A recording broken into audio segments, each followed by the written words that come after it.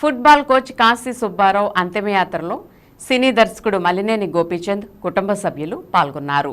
Sports authority of Andhra Pradesh football కోచ్గా 30 సంవత్సరాలకు పైగా సేవలందించి ఇటీవల కాలంలో పదవీ విరమణ పొందిన కాశీ సుబ్బారావు బుధవారం సాయంత్రం మరణించారు.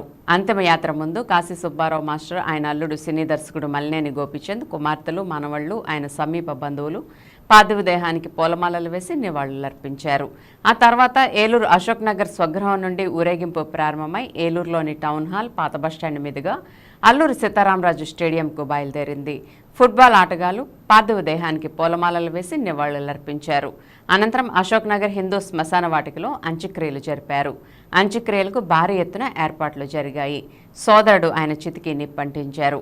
సినీ దర్శకుడు మలినేని గోపీచంద్, మాజీ MP Maganti Babu, DSDO B Srinivas, football coach Sirajuddin, DSS staff, విద్యార్థులు, స్నేహితులు పాల్గొని నివాళులర్పించారు.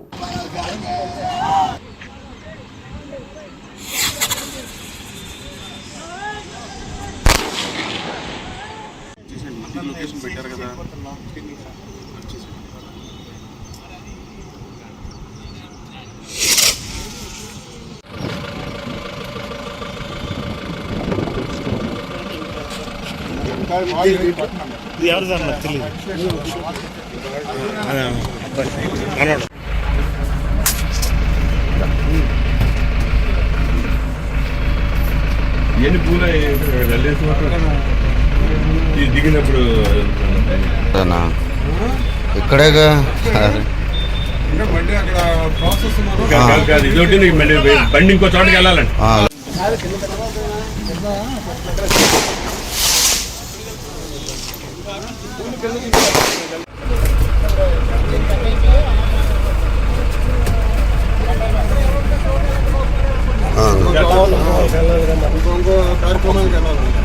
దిగనే